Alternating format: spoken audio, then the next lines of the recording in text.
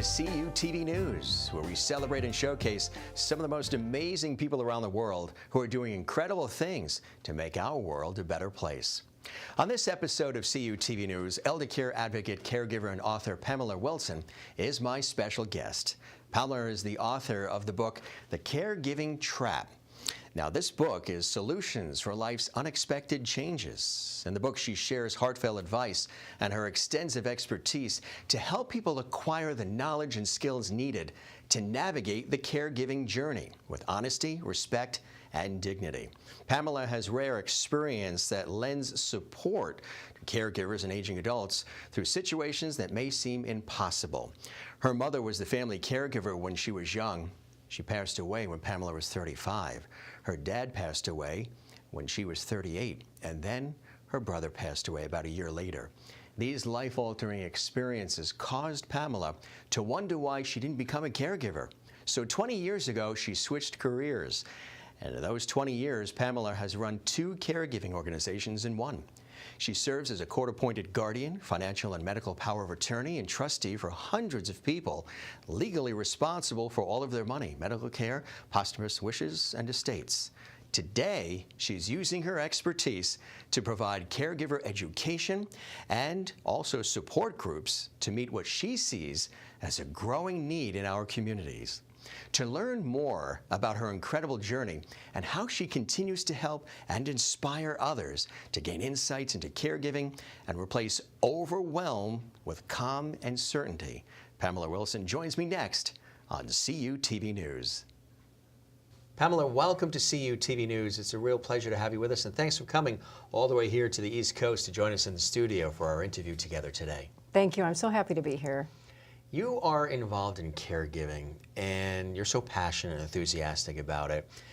Early on for you, about 20 years ago or so, you had experiences in your own life that happened that triggered this wondering of whether or not you should be a caregiver and why you weren't a caregiver earlier. But probably when you look at your life, you were always a caregiver. Tell us about those early experiences, things that you dealt with in your own life that got you to wonder about caregiving.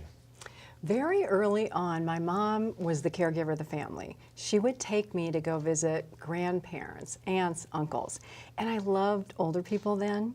And so early on in high school, that was one of my passions. I had a social work scholarship that I didn't take. But back then, junior year of high school, my oldest sister, 29 years old, was killed in a car accident. When I was 35, my mom had been ill quite a bit of her life. She passed away.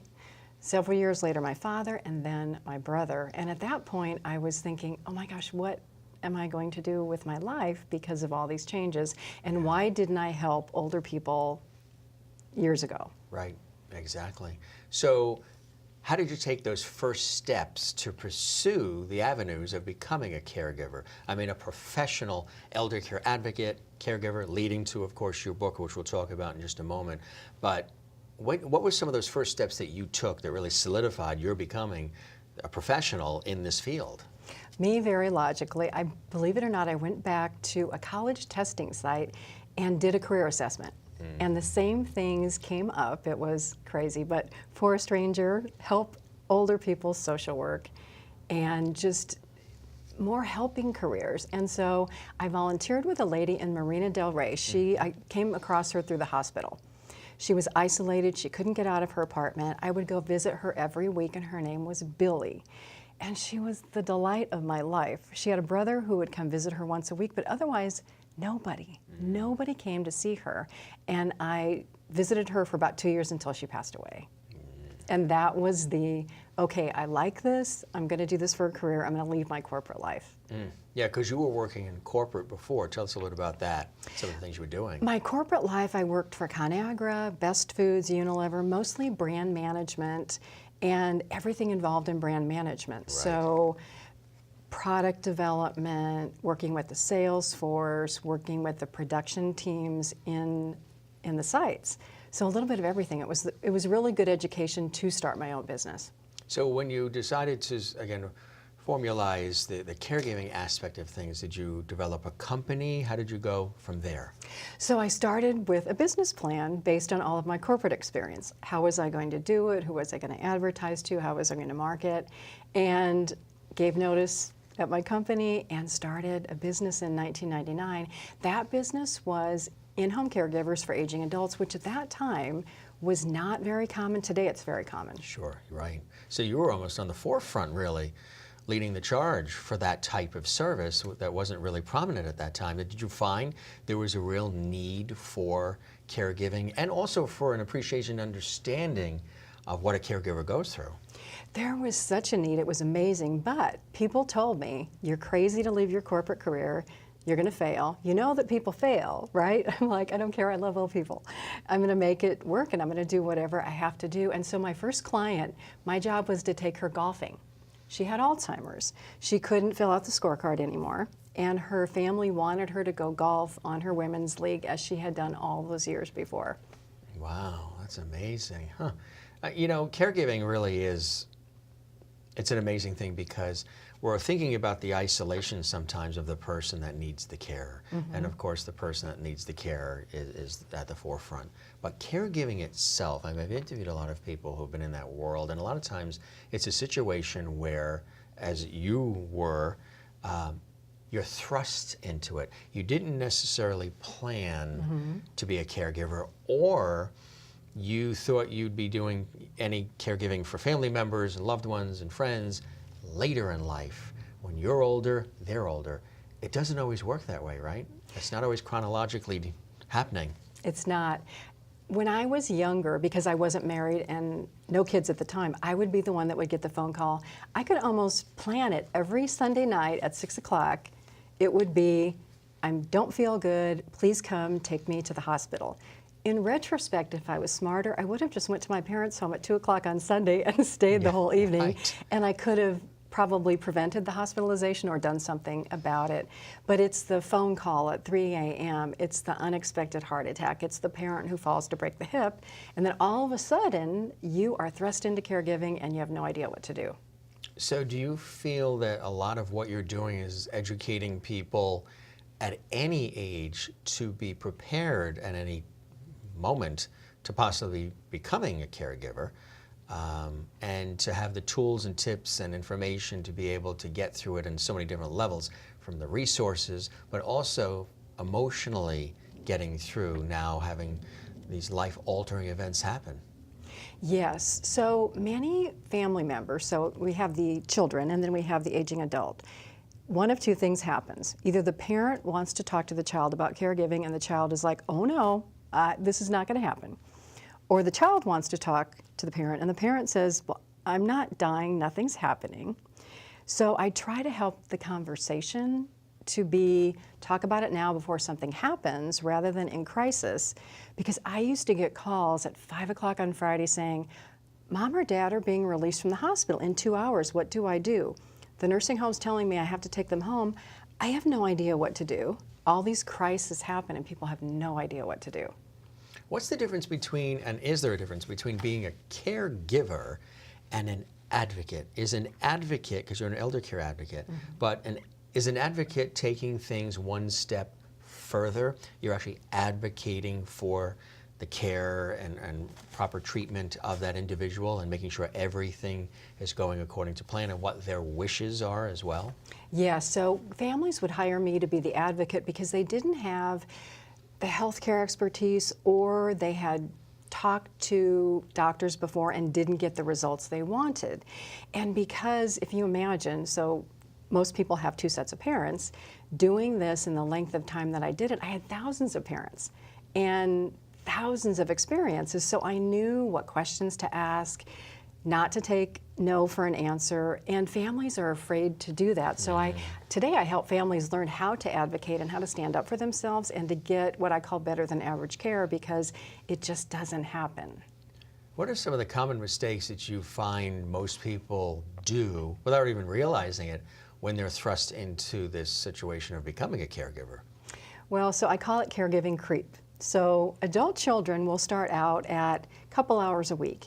And then all of a sudden it's 6 weeks later and they're spending their whole weekends there. What doesn't happen is the conversation about, Mom or Dad, I work, I can come 3 hours during the week, I can come all day on Saturday, I can do these things. But, and this is one of my beliefs, caregiving has to be 50-50. Mom and Dad, what are you going to do to help me? Will you take your medications? Will you bathe? Will you help yourself and help me help you so that this comes out to be a better situation? How do you deal with the emotional aspects of it too, when sometimes it does become overwhelming? Because a lot of times the person that's becoming the caregiver is putting their own life on hold. Maybe they have, family that they have to tend to as well, and a job and other interests, pursuits, hobbies, loves. So how do they deal with the emotional aspect to really deal with this day to day? Because sometimes, depending on the kind of illness they may be dealing with, like if it's Alzheimer's or something, this could be something that's going to go on for not just a month of rehab. It could go on for years. The emotional part is difficult, and so caregiving stress, caregiving burnout, results in two types of challenges. There's the emotional part and the physical part. The emotional part, I tell caregivers that they have to find a way to get a break, find some kind of inner strength. So even if it's 30 minutes a day that you're getting away to go for a walk, go to the gym, listen to music, read your prayer book, whatever, you have to find a way to get away, because they get so, it's almost like you can't see the forest through the trees. They're so involved in all these details. I have to cook dinner for Mom and give her medications and do all this. And they never take time away for themselves, and they wonder why they are crying in the bathroom, and they can't sleep nights, and they're stressed, and they don't feel well. So what are the first things they need to do to be able to cope with that? Caregiving support, which most of them, so caregivers are selfless. They will do everything for a loved one and nothing for themselves. Yeah. They're almost like martyrs. So it's this martyr syndrome that happens in caregiving. They have to recognize that there's support out there, support groups online, in person. Learning more about how to care for a loved one makes the caregiving situation easier, but again, it's time, and they'll say, oh, I don't have time. Right. And I say, well, then you have time to be sick, to become more ill. What happens if you can't care for your loved one because you've run yourself into the ground? Exactly right, which happens often. A lot. And now you have two people that are ill that need care. I read a statistic a couple years back that sometimes the caregiver passes before the person they're caring for. I don't know if it was like a 40% situation, and that sometimes it's even higher when that person is dealing with dementia or Alzheimer's, where the caregiver is actually gone before the person they're treating because of the stress and just everything that's happening. Those are real scary numbers, aren't they? They are, and a lot of that is spousal caregiving. So especially when you become a spousal caregiver, especially for somebody with dementia, and it's 24/7. You can't leave the house, you're afraid they're going to wander, they're awake all night, you're awake all night with them, but yet they're awake during the day, you're getting no sleep. Those are the loneliest, depressing situations possible, and those spouses become very ill. And even so, let's reverse it. Let's say you're caregiving for a spouse with Alzheimer's, they pass away. 5 years after that, you are more ill, more stressed, getting over all the caregiving years. So you actually teach people to cope, how to get through these situations and how to deal with them, because at first you were on, really for a number of years when you formed your company, on the front lines. Tell us about some of the incredible things you did. I mean, you were managing people's money. You had sort of this one-stop shop, really providing not only the emotional support but resources and all this knowledge that you have and expertise that you had developed for people who are in need of your service. Tell us about that. So for over 10 years, I did what's called fiduciary work, and that is court-appointed guardian, medical and financial power of attorney, personal rep of estate, that's when someone dies, and then trustee, and then I was a care manager. So I was like, if you can imagine, a family child caring for a parent, like many parents, hundreds of parents, legally responsible. So I would get the call at 2 in the morning from the nursing home saying, Mary Jo fell. I would get the call saying, do we send this person to the emergency room? I mean, I was on the ground in the emergency room, in nursing homes, in assisted living communities, managing 24-hour in-home care for my clients. I did everything. And it was honestly like a caregiver 24/7. My phone rang all hours of the day. Vacations were interrupted. Dinners, I mean, I remember getting pulled out. I had to leave my husband at a movie theater one time because a client of mine had wandered out of his home, and I got a call from the attorney and the police, and I had to go show up. It's like being a family caregiver. There is no rest, which is why I can help family caregivers, because I know all of the crazy things that happen. So you also deal with some of the legalese in terms of sometimes when there's caregiving or there's wills involved, you would get involved in some of that because you were making sure that the person that was receiving the care, that their wishes were met even after they've unfortunately passed, right? Tell us a little bit about that involvement and how you've actually helped make sure that that person being cared for, their wishes are actually coming to fruition too. Many of my clients would have either a power of attorney document that I got named through, or I was appointed through the court. And I would always talk to my clients about, what do you want? One, for your care, so that I can make sure that I'm doing that. But two, after life, where does your money go to? Does it go to your children? Does it go to charities? Who does it go to? Those are important conversations. And over the years, I learned to audio tape and videotape those, because after someone passed away, many times the family would contest the will, and I would end up in a court hearing having to say, yes, Mrs. Smith told me that she wanted these 3 things, and by the way, I have an audio tape. So would you, when you go back in time and you look at the things that have happened to you in your own life personally with the loss of family, now when you look back all these years later and making this such an important passion and call and mission for your life really, and helping others, do you call upon some of those events sometimes and reflect on them and what you've learned from them and the depth of that when dealing with people who are going through something similar? I do, because many times people think that I'm young. They're like, oh, you haven't experienced anything. You haven't. And then when I say, well, I lost my mother, I lost my father, I lost my sister, I lost my brother, then they start to open up. There's this wall that they put up when I try to help sometimes. By relating those stories and the mistakes that we made, we thought my mother was going to live forever. Sure, I don't know what we were thinking. We had the rose-colored glasses on. Sure, right. It's a parent, so you figure, right, exactly. They're going to live forever. Pamela, do you find any difference in terms of how men and women deal with caregiving, in terms also of how they are able to get the comfort they need to be open to share with it? Because a lot of times, you know, based on personality, people will bottle things up, which just creates more stress and illness and worry and fear. But is there any difference in your years of doing this incredible and impactful work, you've noticed differences between how women handle it and men? And I know that you're very expert at being able to make people feel comfortable, create that safe zone, that non-judgmental, non-threatening, non-critical, especially for the guys who may hold back and say, oh, well, I'm not going to reveal my true feelings, I'm not going to be open about it. But you know how to deal with everybody, regardless of where they're coming from and what their background is, to make them feel safe and comfortable, right? And that's important. It's very important. Now, as women, we are just, it's stressful, it's crazy, we chit-chat, that's just women. You turn to each other. Yeah. Men, on the other hand. So I do a lot of online information. So men will say sometimes something negative like, oh, I hate my mother and I can't stand it and this caregiving is horrible.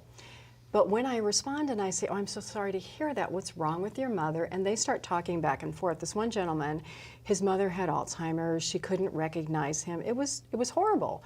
And just from me being able to share my experiences with clients and empathize with him, he opened up about everything. And by the time we were done, I had given him ideas on, well, try this, try that, this may not work, but this may work. There's all kinds of things you can do, and it was just one of the best conversations I've had in a long time with a male caregiver who was stressed. Now, did that surprise you, that your technique of being naturally just who you are, authentically who you are, you weren't, switching things up, you were being who you really are as Pamela Wilson, the expert. Did it surprise you that he opened up in that way? I wasn't sure whether he would or not, but I try to bring humor and laughter into caregiving because it is so crazy. And so many times, I'm laughing about things and people are looking at me like, are you crazy? And I'm like, you have to laugh. Yeah. This is... It's a release. Yeah, you have to laugh. And so I tried to use a little bit of humor with him and just saying, I know how horrible it is. I've been in a similar situation, and I'm easy to talk to. I don't bite. I'm not going to judge. There's no judgment in caregiving, and a lot of caregivers are afraid of being judged. Really? So the caregivers would be judged by other family members or other people that they know? Other family members, outsiders, and believe it, other caregivers. So I've had other caregivers say to a caregiver, oh, it's not that bad. And I say, what's your situation like? Right. Or you're doing it all wrong. You should be doing it this way. Well, they don't know who that mother is or who that person is. Or walking in, you know what I say? Why don't you go spend 24 hours at that house and then you tell me, oh, it's not that bad. Walk in my shoes. Exactly. You'll be like at the end of your wits at 24 hours. Or people on the outside who don't know anything about caregiving, same thing. They're like, oh, can't be that bad. Exactly. They have no idea. So you've gone from that pivotal moment of wondering why you weren't a caregiver, the loss of family, when really you always probably were a caregiver, is naturally who you were, worked in corporate successfully, and then decided to create the company really focused on caregiving, becoming an advocate, helping people from logistics, legal, all of it, to now also morphing into being more of an educational consultant, a reference point. Tell us some of that transition. You're not necessarily doing the day-to-day, because I guess with you doing that, you probably were like an on-call doctor. You were getting calls 24/7 from people who needed advice, help, can you come visit? Tell us about that whole process. So the 24/7 was endless. It was phone calls in the middle of the night, interruptions all day, but that was my legal responsibility, so I had to do that. Then clients would start coming to me with, believe it or not, their power of attorney paperwork and their living wills and their wills saying, you do this, what is my attorney not telling me? And so I would say, well, you might want to ask about this. Medical errors happen. There's nothing in here to accommodate for medical errors. What happens if you get Alzheimer's? And so then my clients would be, well, don't you have courses? Don't you have this? Don't you have that? And so it was like, oh, I have all these people that I'm responsible for. I can't exactly move over here, so I transitioned out of the day-to-day 24/7 into online courses, education, and support groups. Oh, that's fantastic. So what are those like? What's a support group like for people who have never been for a support group for caregivers? Are these other caregivers sort of exchanging their stories about how they're dealing with these issues? There's so many benefits from support group, and especially, and I'm going to go back to the men who are like, I don't need any help. Yeah. Nothing's wrong. I don't need support. I give support. Yes, yeah, right. It's my job. So one of the first things is people can learn caregiving skills that they may not know. I have learned amazing things from nurses and CNAs over the years about how to do physical caregiving things that I can share with people. The other is just they're so lonely and they're depressed and there's no hope.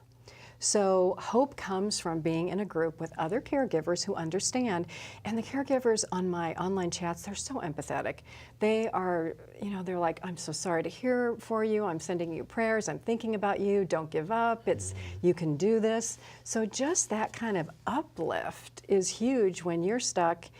I mean, let's say you're in a country town, no caregiving support, you're all alone, you're on some farm by yourself taking care of your spouse, but you have the internet. Right, right. The internet opens up doors because caregivers can't physically get to support groups. They don't have time, but they can click into the internet and get support and get help and confidence in making decisions because they're afraid of making the wrong decision like we did with my mom. You mentioned online courses as well. Tell us about some of those resources and how that works. So one of the most popular subjects is power of attorney. And I talk about power of attorney. Now, I'm not an attorney, so I don't draft the documents, but I was the name on the documents, so I know from A to Z what happens. Power of attorney opens up family conversations because caregiving is a family issue, kind of like I talked about at the beginning. Nobody wants to talk about it. accidents happen, people need power of attorney as early as age 21. It opens up the door to say, Mom or Dad, let's talk about caregiving, because you're probably wondering if I'm going to take care of you. Or the parent saying, kids, let's talk about power of attorney. I need to know if you're going to show up and take care of me. And then it's all the way through, who do you choose, how do you manage financial and medical care plans, all the things that can go wrong that I've been experienced, and then how do you prepare your documents so that you have your wishes written and the person who's your power of attorney does what you want. Which is important, right? So to follow through is really an important part of this equation too, right? Mm-hmm. And being as proactive about health as early as possible. So the care plan that I give people is the one that I used in my business. So it's everything from who is your doctor, what medications do you take, and in a sense you're training your power of attorney to know about your health, because that person has to know more about you than anybody else at the time this happens, because they have to be able to advocate. Right. I used to fight with doctors about care because they're like, oh, they're 95, they're old, let them die. And I'm like, no, that is not what my client wants. Yeah, or the family and loved ones around them as well. You have these, and we talked about this, not on camera, but at dinner, these 3 beliefs that you have that are very, very important. Tell us about these 3 beliefs. The first one is that older adults deserve, and I call it better than average care, because I hate to say it, but the caregiving system is stressed. The healthcare system is stressed. There's not enough staff. They're not trained. People have to learn to advocate for themselves, and families have to learn to advocate for loved ones, because you won't get the care that you expect. And I'll tell a quick story. I had a gentleman who was in an assisted living, and they called me one day and they said, well, you know, Mr. Smith can't get out of bed this morning. We think he needs a wheelchair. And I had seen him the day before and he was fine. And I'm like, why all of a sudden do we need a wheelchair? What's his temperature? Did he sleep last night? What's his blood pressure? You know, has he urinated? They're like, oh, the blood pressure's really high. He's got a high temperature. I'm like, send him to the hospital. Yeah. He had pneumonia. They wanted to get a wheelchair and he had pneumonia. Then the doctors in this situation said to me, he's 95, are you sure we want to put him in intensive care and treat him? And I said, yes, he bounces back very quickly. He'll be out of here in 3 or 4 days. And I had to really argue with the doctor to get the doctor to do the treatment, and he did. He bounced back. He lived another 2 years. But a family member might have said, well... And that's 2 years of living and life with the family. Yes. Maybe there was a wedding, maybe there was a baby born, maybe there was an accomplishment. Just, that's scary stuff when you hear that sometimes you're having to fight even the medical community to get somebody to say, oh, well, just because he's 95, just let him old and disposable. But go. A family member may have said, well, okay, doctor, where I knew, because I was the person, I knew what he wanted, and I said, no, this is what we're going to do. And I've been fired by doctors. I fired doctors. When I know more about my client, I don't give up. Do you ever have to get involved in taking on insurance companies too, because maybe they don't want to pay for that care for that person? So for example, especially people with dementia who fall or break a hip, the medical community feels like because they have memory loss, they can't rehab or they won't rehab. So it's a battle between time. When someone's in a nursing home, they have so many days to show functional progress. If not, the insurance company boots them.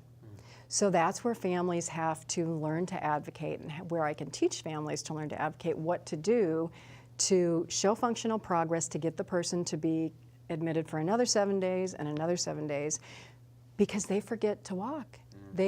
Because of memory loss, if they're not up and walking, they can't remember how to walk. So you really are an advocate. I mean, this is exactly what you're talking about, and you're teaching people as well at the same time to learn how to become advocates as well, not only for themselves, but for the people that they're caring for. Yes, I tell people never to take no for an answer if they have a reason to believe otherwise. So for my clients, they wanted to live, they wanted care, they wanted everything done. I followed that. For the ones that were like, you know, I'm okay, I'm older, I can go on palliative care, I followed that too. But for the people that want to live, you have to fight for them, because the insurance companies, the medical system, the doctors, they're pressed for time, and it's easy for them just to say no. And if you're a family member who won't fight, your loved one will not get the care that they deserve. And older people deserve care, really good care. Absolutely, absolutely. Everybody does. We all do. You've made it a wonderful list of what caregivers actually need and want. Things like positive family relationships. They don't want all the bickering and all the stress and all of the other chaos that sometimes does develop and happen within families. What are some of the other things that you have learned as a caregiver, as an advocate, as an expert in the field, that caregivers actually need and want? Well, first is the positive family relationships, as you mentioned. They want good care for their loved ones, which is the big point of the advocacy. It doesn't happen if you don't take the step forward to become more educated, to learn how to advocate. It's not a natural skill that we have, and there's conflict involved. So families don't like conflict within the family. They certainly don't want conflict with doctors and healthcare providers and insurance companies and all of that. And then they want better care for themselves because they are so stressed. And I tell caregivers, look at what you're doing for your parents, look at your parents' health, and learn from it. Learn from it, right. Take your parents' Very important. health issues, take them on yourself, and figure out what you can do to prevent that, because otherwise your life may be just like your parent when you're older, and involve your kids. Don't shield your kids from all this caregiving because they will have to care for you.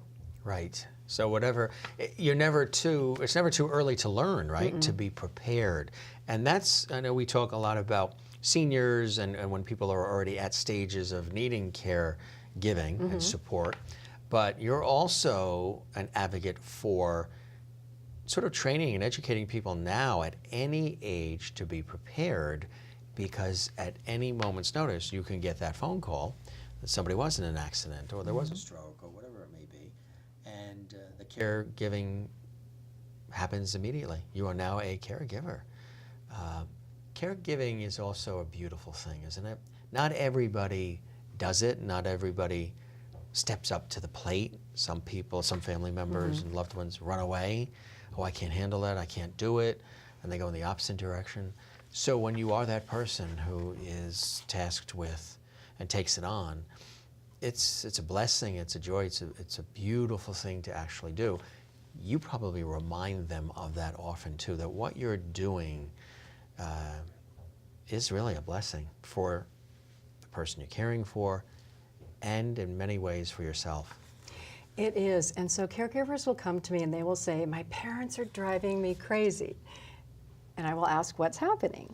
And in some situations, it's a situation of memory loss. My parents are driving me crazy, and it's like, well, they're not purposely driving you crazy, they can't remember. And what I talk to them about is, fast forward 5 years, your parent's dead. What can that do to you today as far as patience, compassion? Yeah, right. Just being more loving and patient with them, because I can tell you, I remember the last time I spoke to my sister, my mother, my father, my brother. I will remember that forever. So if you can fast forward to a situation where you've lost your parent or it's that last conversation, that helps a lot with empathy today and compassion today. And we all forget we're going to be our parents someday. We can only hope that somebody is going to love and take care of us. Exactly right. And it's not going to be the opposite. And the other thing that you mentioned, some family caregivers or family members should not be caregivers. If they're not patient, if they don't have empathy, they need to walk away and let the other family members who care be the caregivers, because that's where the conflict comes in. Do you ever have, oh, I'm sure you do, times when the people who do have the empathy, who are compassionate, who are doing the caregiving, get frustrated because the other ones are not supporting, checking in, lending any support, even financial, whatever it is? Maybe the other person is taking every dime they've got to get that person the medicines or whatever they need. There's got to be a lot of that back and forth sometimes too, which can be rough. That happens all the time, but sometimes it's self-imposed. So if, let's say, one family member is super efficient, they're organized, they make it look so easy, the other family members are not going to offer to step in until this person asks for help. Right. And again, caregivers don't want to ask for help. So I talk about having family meetings where it's, okay, I've been the caregiver, now I need help with groceries and I need help with taking mom to the doctor and someone to pay the bills. Which of you are Right. going to help me? And then Right. the help comes. But many times it's that one person that does it all because they don't ask for help. And then sometimes they reach a point of physical and emotional exhaustion and burnout. What then? And that's worst case. That's why I talk to caregivers. You have to get support early, get help early. Don't get to the point of burnout. At that point, the risk is that they're not going to be able to caregive anymore. So again, it goes to support groups. Sometimes they need professional counseling because it's gone so far. They have to be able to commit to going to the doctor to take care of their health because statistics, caregivers become more ill than the person they are taking care of. Yeah. And to your earlier point, sometimes they die first, Yeah. which is when you need the caregiving backup plan for what happens when the family caregiver, the parent or the spouse, or one of the children who is the main caregiver dies. Then what is the family going to do? Exactly. Absolutely. Sometimes people hesitate to ask for help and support too, right? What happens when that's the case? Well, they do. So examples, they feel like someone will think that they're less of a person if they're asking for help, or that they're not as intelligent, or that they can't do it all. That's not even the point. The point is caregiving should be a family situation when it can be. And so family members will say to me, well, what if I'm the only person and there is no other family? And I say, do you know there's volunteers out there? There are volunteers everywhere that if you ask, you can find them. And this lady last week, she says, well, I'm in a small town of 900 people. And I said, well, watch my video, because I did a video the week before on this. I had a client who lived in a very small rural town in Colorado. I needed people to care for her, and there were no agencies there. I went to churches, and I told the pastor, I said, I need 7 people, male, female, 1 a day to go visit my client. Can you help me? And I found 7 amazing people who did this for 6 months. Incredible. They wanted nothing. It was the good deed of helping someone else. See, I think that's what's amazing about you too. Your clients benefit so greatly. The people that read the book and that take care, take advantage of those great resources you have online. You don't give up. Oh, no. And you don't give in. Like you said, you went to the church and you went here and you went there.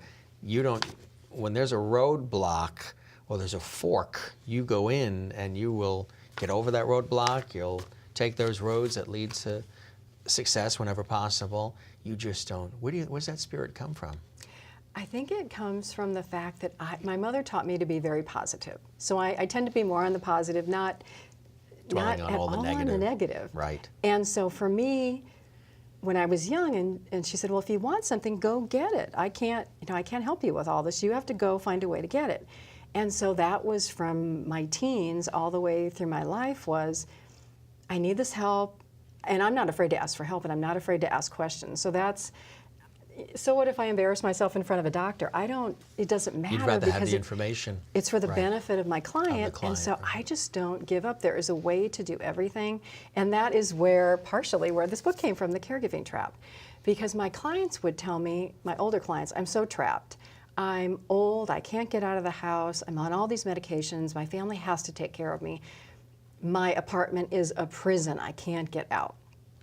Children, on the other hand, I'm so trapped. I have to be at my parents' house every weekend. This is miserable. I lost all my friends. I'm isolated. It's a trap. And I'm like, come together. There is a solution. Don't give up. And so this book, a lot of this book is practical information about how to work through caregiving, the unexpected part, the costs, memory loss, how to navigate the healthcare system and not take no from medical professionals who very easily say no. And this book, you were telling me, this has been an 11-year love affair. Yes. This has really been, this took you 11 years, but that means something because you could have just thrown a book together and then that was it, like a how-to or something, but you really put a lot of time, attention, and care. Tell us about that experience. And you had told me off camera that people were asking for a book from you. It wasn't even in your game plan to really write a book or be an author in this way. People were saying, we need a book from you. Tell us about that. So for 11 years, I had started, I write because of my website. There's over 500 pages on there full of articles free for caregivers. So I started writing all this, and I was invited by a local station in Denver, 630 KHOW, to do a caregiving program. And I did that over 2.5 years, Sunday mornings, couple hours. And the listeners would say, "Where's the book? Where's the book?" And it took me 20 hours to do a 2-hour show because I wanted to have good guests and good content and make it entertaining and interesting for people. So I gave up the radio show, and the next 6 months, every weekend, I took all the stuff I had from the 10 years before, Sure, yeah. and I updated the chapters and wrote the book. And then, as I was telling you before, it went to the editor, and it came back, and it wasn't like even my book. And so I had a pity party for about 3 months, and I rewrote it, and I put everything back in, and this is the book. And that's the book. So how do you define the book? Let's talk about the book, The Caregiving Trap, Solutions for Life's Unexpected Changes. People asked for the book. They wanted a book from you. So you obliged, and 11 years later, there's the book. But how does this book help people? You've got the online resources. You talk about the support groups. You've got all the expertise. You pick up the phone. What is it about this book that people can find an invaluable resource in so many different categories and different areas that you have found? Practical, real-life experiences. So I always say you can read a book about how to ride a bicycle, but until you actually do it, it's a whole different thing. This is over 20 years of my life experiences, things that go wrong, things that caregivers should ask for, even things that caregivers don't think to talk about, or to talk about with loved ones, questions to ask, how to get along when families don't get along, advocating memory loss, what happens when someone dies. It's all the real life, honest, frustrating, crazy, joyful, happy things that happen in caregiving. I like some of the chapters, all of the chapters. Discovery of life in a cardboard box, removing the rose-colored glasses, sticker shock, who really pays. I mean, this is all practical, common sense. The Oreo cookie stuck in the middle. Tell us about that one. That is when you are an adult and you have children, and you're taking care of them, and then you have your parents over here and maybe grandparents. Right. And I call it double, triple duty caregiving. So woman's working, she's taking care of her kids, that's like first, and then we got parents, and then we got taking care of the husband because you're married. Women are, I hate to say it, but they're the most selfless. They will try to do everything possible, and they get run down. Yeah. Where the men want to manage caregiving and manage the tasks. So they see it as a project versus women who see it as this whole emotional family connection. What's the starry-eyed caregiver? Oh, that is... Is that different than the rose-colored glasses caregiver? It is. So rose-colored glasses I equate to my family situation. There were 5 of us kids at the time that my mom was getting sick, and we had this plan. We thought, well, Dad will die first, Mom will move around the country, and she'll live with all of us, and that's what's going to happen. Big surprise, Mom dies first. We're left with Dad, World War II veteran, calls me one night and says, I was in the garage, and I was just not happy. I was going to turn the car on, leave the door down. He goes, and I thought, oh, what if the neighbors find me tomorrow morning dead? Because of the That's why loss I didn't of do his it. wife, his mother. They had been your married mother, for his 50 wife, years. And so I called my sister, so this is like the denial part, she's a nurse. I called my sister, the nurse, and I said, Dad is seriously depressed. He almost tried to commit suicide. He has a gun in the house. He was a machine gunner in World War II. Get him help. You know what she says to me? What if the neighbors find out that he's depressed? And I said, what if the neighbors find him tomorrow morning in the car dead? And he's in the obituary. That would be worse. Right. So we got him to the psychiatric hospital. He went on depression medications. Wonderful life the next 3 years. He traveled. He went back to Pearl Harbor, Alaskan cruise. I mean, had a wonderful life for 3 years after we got him help. And many older adults are depressed. Many caregivers are depressed. It's the stigma of, I don't want to admit that I'm depressed and take pills. It made his life, he was a different person. It sounds like so much common sense that sometimes you have to almost go to certain people and go, wake up. this is common sense. This is for the But it's benefit of our not. loved one, but they don't. When you are a caregiver, you are so overwhelmed by everything. Yeah. You see this cup of coffee and all this disaster is happening Yeah, around here, you. and you can't see everything else until somebody says to you, Right. wake up, pay attention. Right. Or for the other family members, you may be the caregiver, but the other ones who are saying, let's, we'll worry about what the neighbors think. You have to sort of slap them around and say, look, what are we talking about? It's all common sense. One of the things that you're leading to here is also the self-preservation. Yes. You have a chapter on that, which I'm sure is one people read and reread often. Tell us a little about self-preservation. How to manage that. Self-preservation is, caregiving is crazy. Okay, I don't care if people say, oh, it's not that difficult. I'm like, no, it's crazy, it's catastrophic, it's chaos, it's crazy. If it's not crazy yet, wait 2 weeks and then call me. It'll get crazy. So it's the self-preservation of, I have all these things to do. How am I going to balance work, caregiving for children, a husband, my parents, and then the self-preservation of the mental part. So some parents, some older adults, they may have dementia and a mental illness. And those are the hardest situations to caregive in. How do you preserve your sanity in those kinds of situations? You have to find some help, whether it's a volunteer, respite care comes in and you get a break for 4 hours a week, because if you don't preserve yourself, you will not be that caregiver, and then who is going to take care of that person? Right. And there are studies that are saying there's a tremendous increase in Alzheimer's and dementia. So we really need to be ready. Well, and noticing the little signs. So children will call me and say, well, how do I know if mom or dad has memory loss? Statistics now show 10 to 20 years before cardiovascular issues start. That goes into vascular dementia. So the first sign of somebody having dementia is poor money management. I would have clients who would bounce checks or write checks, 20 checks to a charity in a day because they felt sorry for the charities, and then they can't buy groceries. They can't pay their bills.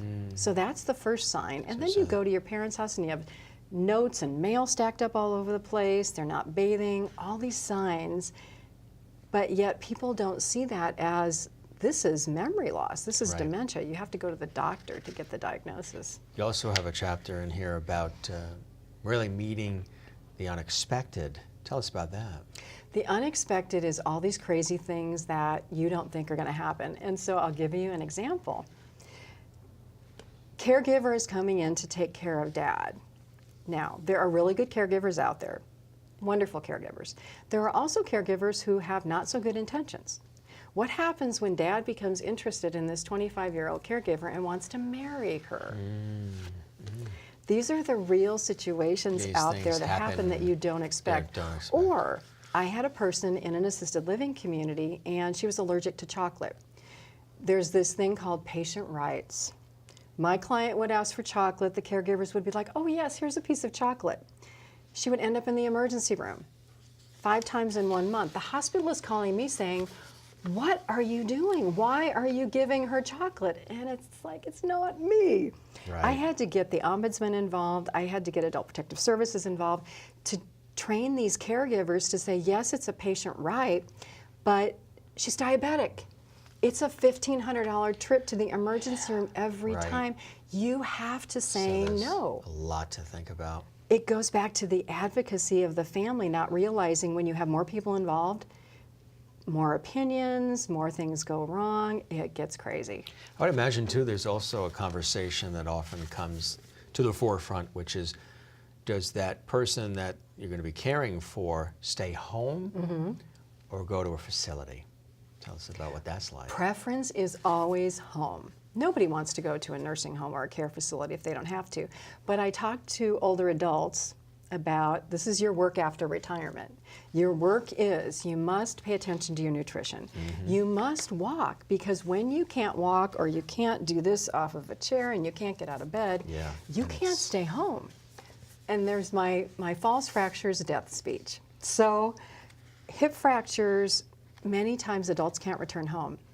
People living in the community, 13% die within a year, 22% if they're in assisted living communities, 30% in skilled nursing or dementia. Hip fractures are tragic, and all it takes is just one little turn this way and you're done. So walk at the grocery store, walk around the block, do arm exercises. The more physically active you are, the more likely you are able to stay home. And then again, you have to pay attention to nutrition and hygiene and all those things. You've literally worked and helped with thousands of people from all walks of life, right? I mean, Yes. This has got to be, when you look at it all in its total accumulation of experiences, the accumulation of all these different people you've met and the different scenarios, it's got to be very fulfilling and satisfying for you knowing you're doing your life's work. That's why I do it. I get such a reward out of an older person saying, thank you for doing that. Thank you for taking the time. I was in this year, Valentine's Day, 2018, in the emergency room with a client, and we were watching MASH on television to distract her from everything that was going on. And she's like, she held my hand, she's like, honey, thank you so much for being here with me. I know it's Valentine's Day, you probably would rather be somewhere else. I'm like, no, I can't imagine being anywhere else but with you.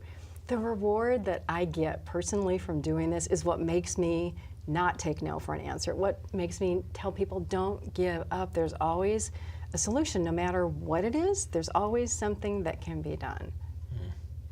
What's the feedback you get? Now that's a wonderful example of feedback. What are some of the success stories you've had, some other ones that you can share with us? You know, I've had clients who would have certain types of medical conditions. And again, the family may have wanted to give up, or the doctor would say, oh, they're old. And the client would say, I want to be treated, what can we do? Specialists are significant. So family members many times will just go to a general practitioner. The specialists out there, cardiologists, urologists, pulmonologists, they can do miracles. I had a client who had a certain type of lung cancer that was highly treatable. Her primary care doctor put her on hospice, let her die. The doctor at the assisted living community, oh, that's not going to work. The oncologist, high percentage rate, high success. She went on the treatment and she lived a number of months longer than she would have, got to make peace with her family. Her family were there when she passed away. So it's just, I call it make a wish. Yeah. What is your wish for life? If I can make it happen, I will. Whether it's you get to watch Broncos every Sunday, or you get a beer every now and then, or you get to go to a game because I have a caregiver take you to a game. It's make a wish for these older people who have not a lot to live for sometimes in their opinion. Every moment of life is precious and it's a gift given. What happens when you have situations where, due to health deterioration, disease, illness, there is that determination that there's nothing really that can be done medically, and maybe there's a life support, they're going on to life support or on it, those types of things that can really be very heady topics and very, moving and emotional for family members. So I'll tell you a story on that one. One year at Christmas, I get a call from a hospital in Denver saying, we have this man, he's 57. He has no family, he has no money, we can't get him out of the hospital, we need a volunteer guardian. We've asked everyone else and they have turned us down. And of course me, it's the holidays. I'm thinking, okay, I'll do it. But I needed to go see him first. This poor man was a parking garage attendant. He had a stroke in a parking garage, quadriplegic, feeding tube, breathing tube, everything. And I said, yes, I will do this. Got him to a nursing home because he really needed full-time care, and over time he started to have pneumonia. He was on a feeding tube, he aspirated, and the doctors came to me and they said, Pamela, this can't continue. It's not quality of life for him. It's time to make that decision. And so I had to think about it for 3 days because I, like family members, my first thought was, if I take the feeding tube away, I'm ending his life. And I felt really bad, okay? But I went and I talked to him about it, and he's like, this is bad. I go to the hospital every week, I can't breathe, I'm choking to death. And so took the feeding tube away, he passed away, and it was a really positive thing, as sad as it was, but I felt horrible for a while because I thought, here, I'm taking a life, and life is precious, and you don't just take a life like that. No. You have to really think about it. So that's the hard part of what I do, and that's why sometimes family members don't want to appoint their children as power of attorney, because as power of attorney, you have to make that decision. You're the one turning the machine off, pulling the plug, stopping the life support, and it's heartbreaking. What would you say to somebody who may be watching this on CUTV News right now, who is about to or is currently going through some of these scenarios we outlined as now a caregiver, and they're struggling, and there's financial issues, there's physical, emotional stresses, and they're dealing with a lot right now, and they don't know where to turn. What advice could you give them now during this interview, just to get that one foot in front of the other and seek that help? Take a step. So my website, PamelaDWilson.com, lots of free information, no obligation. I have a library with 30 categories, over 500 articles on all the things we just talked about. I do a free monthly caregiving support group online. It's live, a webinar, first Saturday of every month. I do Facebook videos every day, and I have a support group on Facebook that people can sign into. It's called The Caregiving Trap. It's the name of the book. It doesn't cost you a thing. You have to start somewhere in finding help and finding information and finding support. And then after that, if you want to take a course and pay me, fine. But there's so much free information, but you've got to take the step to ask for help, and that's the hardest thing for a caregiver to do, is to admit that they need help. So bottom line is, if they connect with you, all the resources are there. Like you said, the online courses, support groups, of course, this amazing book, The Caregiving Trap. And that's really what it is. I mean, the name is so perfect because it can be a trap for many people, right? It can be, and it was funny, when I was coming up with the name, some people said, oh, that's so negative. And I said, are you a caregiver? And they said, well, no. And I said, well, then 20 years from now when you're a caregiver, you'll be in those shoes and you'll understand and relate. Yeah, you'll be able to empathize with other people, because some people can't empathize. Well, you certainly do, and you've done it for thousands of people and continue to do it. And Pamela, this was really an honor and a pleasure to have you. And thank you for all the beautiful work you're doing, coming out of the result of your own experiences personally in your family, where you could have chosen to go the other direction and hide under a rock. But you saw that as a beautiful opportunity to inspire others, and it really is a blessing. Caregiving is not easy. It's not something we always plan to do. But when it's done right and when it's done for the right reasons, it can be a very beautiful life lesson. And you're going to be helping somebody that you love and that you care for and that you want to give the best to, that may, for many years, given you their best. And it's huge, right? It's deep and it's personal too. And that's what the caregivers say to me. They're like, my mom changed my diaper. Right. How can I not do this? But then I'm falling apart. Exactly right. Well, thanks for joining us on CUTV News. It was a real pleasure and honor meeting you, and wish you continued success and everything that you do, inspiring so many others. My pleasure. Thank you so much. If you'd like to learn more, you can go to the website, PamelaDWilson.com. Again, the name of the book is The Caregiving Trap. It's solutions for life's unexpected changes, the challenges that happen. Also, she's got online courses, she's got support group information. It's a bevy of resource, and we thank Pamela Wilson for joining us here on CUTV News. We thank you for joining us as well. For the entire team, I'm Jim Masters. We'll see you again soon.